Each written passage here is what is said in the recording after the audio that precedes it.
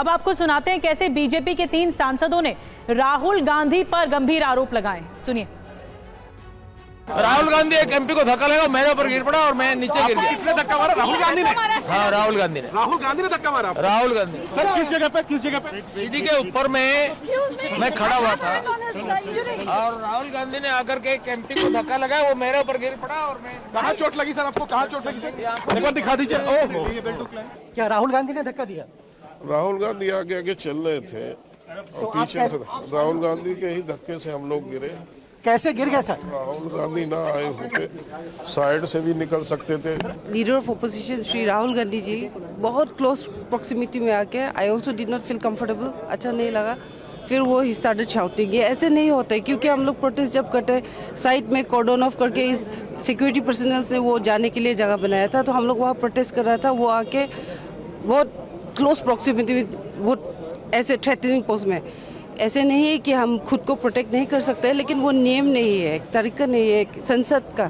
तो इस आज जो हुआ है बहुत दिल दुख हुआ है, अच्छा नहीं लगा, ऐसे नहीं होना चाहिए।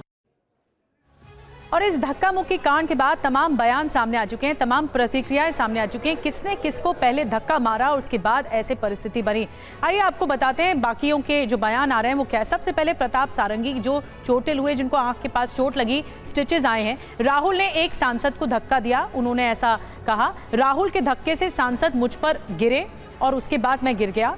राहुल के धक्के से हम लोग गिर गए, ये मुकेश राजपूत का कहना है, जो सांसद हैं बीजेपी के। राहुल साइड से निकल सकते थे, ये भी उनके तरफ से कहा गया, मुकेश राजपूत की तरफ से। मुझे धक्का दिया गया, ये कहा गया मुकेश राजपूत की तरफ से।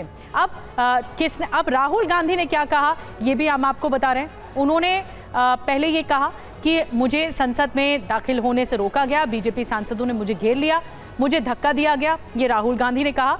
और उन्होंने कहा कि मुझे संसद जाने से रोका गया, बीजेपी सांसदों ने मुझे रोकने की कोशिश की, मेरे साथ धक्का मुक्की हुई, ये कहा गया मल्लिकार्जुन खड़गे की तरफ से। कुछ देर पहले आप प्रियंका गांधी को भी सुन रहे थे, उन्होंने भी कहा कि खड़गे जी को चोट लगी है, मेरे घुटनों में चोट आई है, ये मल्लिकार्जुन खड़गे ने खुद कहा। तो ये उनका बयान था। प्रियंका गांधी क्या कह रही हैं? धक्का मारने का आरोप साजिश है जो हम पे लगाया जा रहा है। खड़गे जी को धक्का मुक्की की वजह से चोट आई है, वो पूछा नहीं गया। अब देखिए, मुकेश राजपूत को अल्ट्रासाउंड के लिए ये जो प्रक्रिया है अस्पताल की, वो ले जाया जा रहा है। जो फर्दर इन्वेस्टिगेशन है या जांच के लिए आगे इलाज किया जा रहा है और बेहतर इलाज के लिए आगे जांच पड़ताल की जाएगी डॉक्टर्स की तरफ से भी। और मुकेश राजपूत से बातचीत भी की है, प्रधानमंत्री मोदी ने हाल जाना है और उन्होंने बताया कि वो ठीक है, उनके सर के पीछे चोट लगी है, जैसा कि मेडिकल सुपरिटेंडेंट की तरफ से भी बताया गया। और जो घटना सामने आई है, जो वीडियो सामने आया है, वो भी हम लगातार आपको दिखा रहे हैं। अमित शाह और जेपी नड्डा की बैठक भी जारी है। इस बीच एक जानकारी मिल रही है, एक बड़ी खबर मिल रही है, दोनों नेताओं के बीच आगे की रणनीति पर चर्चा होगी। देखिए, अब बीजेपी क्या करेगी, ये सबसे बड़ा सवाल है। बीजेपी के तेवर पहले ही आक्रामक हैं, कांग्रेस को लेकर कांग्रेस पर लगातार हल्ला बोल रही है। और आनंद प्रकाश पांडे इस बैठक के बारे में जानकारी दे रहे हैं। आनंद, अमित शाह और जेपी नड्डा की बैठक हो रही है आगे की रणनीति के लिए। कुछ जाहिर तौर पर बीजेपी अपनी रणनीति बना रही है कि आगे इस मामले को और कैसे लेकर जाना है, क्योंकि जिस तरह से अब कांग्रेस की तरफ से भी काउंटर एफआईआर या फिर काउंटर कंप्लेंट करने के लिए जो बीजेपी और कांग्रेस की जो महिला सांसद थाने पहुंच रही है, तो जाहिर तौर पे इस मामले को कहां तक ले जाना है और आगे बीजेपी क्या रणनीति रहेगी, उसको लेकर दोनों के बीच में चर्चा चल रही है। और जैसा कि मैं आपको बताऊँ कि इसके पहले भी कई दौर की बैठकें संसद भवन में हुई। पहले हमने आपको बताया कि प्रधानमंत्री के साथ संसदीय कार्य मंत्री किरेन रिजिजू ने मुलाकात की, उनको पूरी घटना की जानकारी दी। उसके बाद लोकसभा स्पीकर के साथ गृह मंत्री अमित शाह, पीयूष गोयल संसदीय कार्य मंत्री और साथ ही साथ जेपी नड्डा उनके पास पहुंचे और पूरी उनको जानकारी दी स्पीकर को। तो ऐसे में इस मामले में और आगे क्या कार्रवाई हो सकती है, बीजेपी ने लीगल एक्शन की तो बात कही है कि लीगल एक्शन या फिर जो जितने भी लीगल ऑप्शंस हैं उसको बीजेपी देख रही है, उसी के तहत थाने में पहुंचे शिकायत दर्ज कराने के लिए।